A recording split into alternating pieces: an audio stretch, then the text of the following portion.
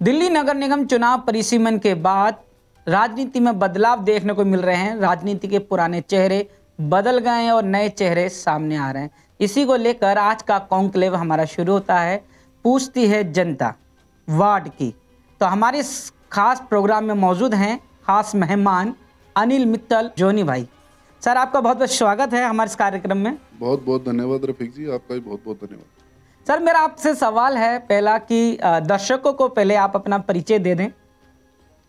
आपको सबको मेरी तरफ से राम राम, नमस्कार। मेरा नाम अनिल मित्तल जोनी है। मैं रोगी कल्याण समिति अंबेडकर हॉस्पिटल दिल्ली सरकार में सदस्य हूँ। मैं पिछले 7 साल से अंबेडकर हॉस्पिटल में सदस्य हूँ। मैं वार्ड 53 रोणी मंगोलपुरी विधानसभा में मेरा कार्यालय है। आम आदमी पार्टी का कार्यकर्ता हूँ मैं। आप पार्टी में कब से जुड़े और क्यों जुड़े थे आप? मैं आम आदमी पार्टी में 2014 से जुड़ा हुआ हूँ। मैं आम आदमी पार्टी के कार्य को देखकर, जब से सीएम साहब की सरकार बनी है अरविंद केजरीवाल जी की, तो उनके जो जनहित कार्य हैं, स्कूल हो गई, शिक्षा हो गई, पानी हो गई, बिजली हो गई, उनके कार्य को देखकर मैं 2014 से पहले कार्यकर्ता था। उन्होंने मेरे को सदस्य बनाया दिल्ली सरकार में। जो स्वास्थ्य क्षेत्र में उनकी सेवाएं हैं, उनको देखते हुए मैं आम आदमी पार्टी से जुड़ गया। तो आप राजनीति में क्यों आना चाहते हैं? चुनाव क्यों लड़ना चाहते हैं? ये पब्लिक का फैसला है जी। मैं जनहित का कार्य करता हूँ। मैं सुबह 9 बजे अंबेडकर हॉस्पिटल में जाता हूँ। वहाँ मेरे पास आदमी आते हैं जी, किसी का ये काम है, तो मैं उनको सबकी सहायता, किसी को रूम नंबर नहीं पता, तो इस तरह एक आम आदमी पार्टी का कार्यकर्ता वॉलंटियर कह के इस तरह जुड़ रहा हूँ। तो पब्लिक चाहती है कि आने वाला 2022 चुनाव लड़ें आप। अगर नगर निगम में आपकी सरकार आती है और आप आते हैं तो नगर निगम में क्या बदलाव देखने को मिलेंगे? सबसे पहला मुद्दा ये है, जो आज हमारे एमसीडी के कर्मचारी हैं, जो फ्रंटलाइन वर्कर हो गए हों, किसी भी तरह के, उनको तनख्वाह नहीं मिल रही, बेचारे कहाँ से गुजारा करेंगे वो। सबसे पहले हम उनकी सारी सैलरी देंगे। सैलरी हम अब भी दे रहे हैं सीएम साहब के माध्यम से।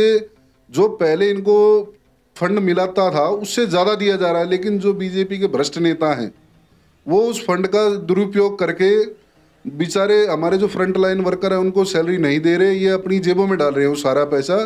तो सबसे पहला मुद्दा तो यही रहेगा कि हम कर्मचारी को तनख्वाह समय पे दें। ये बदलाव देखने को मिलेगा हमें? बिल्कुल मिलेगा जी, ये बिल्कुल बदलाव मिलेगा। वो बेचारे तनख्वाह नहीं मिलती, 6-6 महीने सड़कों पर कूड़ा डाल देते हैं, फिर 2 महीने की देते हैं, फिर उठाते हैं, फिर 6 महीने की रोक लेते हैं। तो ऐसा ये नहीं चलेगा बिल्कुल भी। एमसीडी में ऐसा नहीं चलेगा। हम तनख्वाह समय पे लेकिन तनख्वाह नहीं मिलने को लेकर क्या लगता है कि इसका नुकसान भाजपा को होगा या आप पार्टी को होगा? ये किसी को नुकसान नहीं हो रहा। ये जनता सर्वाइव कर रही है। रोज रोडों पे कूड़े का ढेर लगा रहता है, आदमी जाता है जामों में फंसा रहता है, किसी की गली के बाहर कूड़ा डाल देते हैं, किसी के। अब कर्मचारी करेगा क्या? जब तक उसको तनख्वाह नहीं मिलेगी वो अपने बच्चों का पालन पोषण कैसे करेगा? कोई किराए पे है, कोई अपना मकान है, सबके अपने अपने खर्चे। 6-6 महीने एमसीडी तनख्वाह नहीं देती, तो आदमी करेगा क्या? मजबूर होकर आदमी को फैसला उठाना पड़ता है कर्मचारी को। पूरे देश में अभी 5 राज्यों के अंदर चुनाव चल रहे हैं। इन 5 राज्यों में जो चुनाव चल रहा है, इसमें क्या लगता है आप पार्टी कहीं सरकार बना पाएगी? मैं आपको बता दूं जी कि जनता का हमारे प्रति बहुत अच्छा रुझान है। आने वाले कुछ ही दिनों में, देखो ये कहना तो मुश्किल है, मैं आपको कह दूं कि हम वहाँ जीत रहे, ये सब जनता पे निर्भर करता है। जनता दिल्ली को देख के सब समझ रही है कि दिल्ली की जो नीतियां हैं, अगर हम उसको लाना चाहेंगे तो अरविंद केजरीवाल जी को 5 राज्यों में लाना पड़ेगा। तो इसीलिए जनता ने मन बना रखा है। आने वाले कुछ ही दिनों में आपको पता चल जाएगा, जनता बदलाव चाहती है। वैसे जो राज्यों में चुनाव चल रहा है, जैसे कि मैं कह रहा हूँ कि उत्तर प्रदेश और पंजाब, इन राज्यों का जो नतीजा आएगा वो नतीजा कहीं ना कहीं दिल्ली के नगर निगम चुनाव पर प्रभाव डालेगा। तो क्या लगता है कि अगर वहाँ नतीजा जो आता है अच्छा या बुरा, क्या उसका सामना आपको भी करना पड़ेगा इस नगर निगम चुनाव में? नहीं सर, जनता देख रही है। बीजेपी ने एमसीडी में इतना करप्शन कर रखा है। आप मकान बनाने चले जाओ, आदमी पहले तो अपने मकान बनाने के लिए एमसीडी वाले को पैसे देने पड़ते हैं, नहीं तो आप मकान नहीं बना सकते। तो जनता बदलाव चाहती है निश्चित रूप से। आप गली गली में चले जाओ, कूड़े के ढेर हैं, नाली साफ नहीं करते। बारिशों में अगर एक बारिश आ जाए आधे घंटे की, तो लोगों के घरों में पानी चला जाता है। तो लोग बदलाव चाहते हैं। अभी आप कौन से वार्ड से और कौन सी विधानसभा से दावेदारी ठोक रहे हैं? मैं आपके चैनल के माध्यम से बताना चाहता हूं, और पब्लिक को तो पता ही है क्योंकि मैं जनता का सेवक हूं, आम आदमी पार्टी का कार्यकर्ता हूं। मैं मंगोलपुरी विधानसभा वार्ड नंबर 53 से तैयारी कर रहा हूं। जनता के कहने पर, जनता का आशीर्वाद रहेगा, मैं निश्चित रूप से मेरी पार्टी फैसला करेगी, मैं चुनाव जरूर लड़ूंगा। आपकी मजबूत दावेदारी के पीछे आप किसका हाथ देख रहे हैं? पार्टी का, जनता का, किसका हाथ देख रहे हैं आप? देखो, सबसे पहले तो मैं अरविंद केजरीवाल जी की नीतियां बता दूं आपको। जो वो काम कर रहे हैं उससे जनता इतना प्रभावित है कि वो हमारे अंदर अरविंद केजरीवाल जी को देखते हैं। हम उनके जनहित कार्यों को उन तक ले जाते हैं। कुछ आदमियों को नहीं पता चलता, सोशल माध्यम के तो चल ही रहा है, कोई वीडियो ये फ़ोन नहीं यूज़ करते एंड्रॉयड फ़ोन, तो उनको नहीं पता चल पाता कि क्या क्या फैसिलिटी है।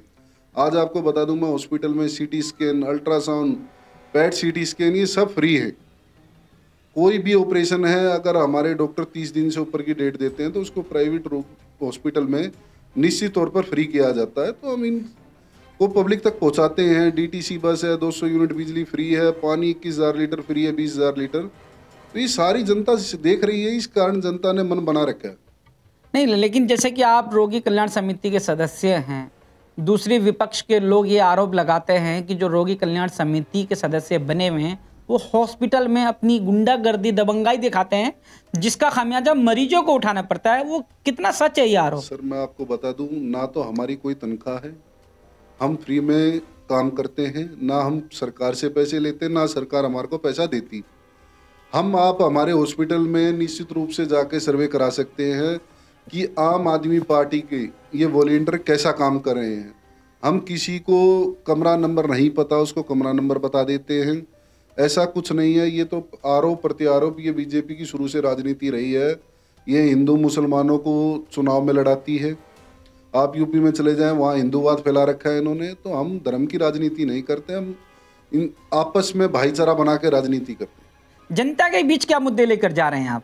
जनता के बीच में भाई, जो जनता का मुद्दा है, हम सत्ता में आ गए, हम उसको निश्चित तौर पे ऐसा काम करेंगे। जनता आज भी देख रही है। आज आप प्राइवेट स्कूल में चले जाओ, बच्चे एडमिशन कटवाकर सरकारी स्कूल में एडमिशन ले रहे हैं, तो जनता देख रही है सर। अच्छा, ये तो पार्टी की विशेषता रही। आप पार्टी की तरफ से जाएंगे जनता के बीच, तो आपको जनता वोट क्यों देगी? आपको क्यों पसंद करे? मेरे को जनता इसलिए वोट देगी, मैं आपको बता दूं, मेरा पहले से ही बहुत ज़्यादा जन आधार है। मैं हमेशा पब्लिक के बीच में रहता हूँ, चाहे रात हो चाहे दिन हो। मैं ये नहीं देखता ये मेरे वार्ड का है या मेरी विधानसभा का। हमने निश्चित तौर पर सारे लिए, हमारे लिए भाईचारा है। हमने किसी धर्म को देख के काम नहीं करते, हम सबके लिए एक ही काम करते हैं। दिल्ली सरकार का ये नीति है, अगर कोई पैसे वाला है उसके लिए भी वही फैसिलिटी है, कोई गरीब है तो उसके लिए भी वही फैसिलिटी। तो जनता ने देख रखा है सर, काम के ऊपर वोट देगी। हम निश्चित तौर पर जनता के बीच में अपने काम के आधार पर वोट मांगेंगे। आप बीजेपी वालों और कांग्रेस वालों को मैं चैलेंज करता हूँ आपके चैनल के माध्यम से, आप काम के आधार पर वोट मांग के दिखाएं। ये धर्म के आधार पर वोट मांगते हैं, आपसी भाईचारा को खराब करते हैं। काम के आधार पर कोई वोट नहीं मांगता है इनमें से। बीजेपी, आप भी 2020 का चुनाव उठा के देख लें, हमारे सीएम साहब ने एक ही बात कही थी, अगर मैंने काम किया है तो आप मुझे वोट कर दें, नहीं तो वोट मत देना। तो जनता ने, दिल्ली की जनता ने हमें पूर्ण बहुमत 62 सीटों से जिता के दोबारा भेजा है। ये काम की नीति है सर। बहुत बहुत शुक्रिया जॉनी भाई, आप हमारे इस कार्यक्रम में आए और आपने हमारे कई सवालों के सटीकता के साथ जवाब दिए हैं। मैं अपने दर्शकों से भी कहना चाहता हूं कि अगर आपके भी कोई सवाल हो पूछने के लिए तो वीडियो के कमेंट्स में हमसे सवाल करें, ताकि आने वाले जो खास मेहमान होंगे हम उनके आगे वो सवाल रख सकें। अभी तक के लिए बस इतना ही। अब मुझे दीजिए इजाज़त। शुक्रिया, शब बखैर।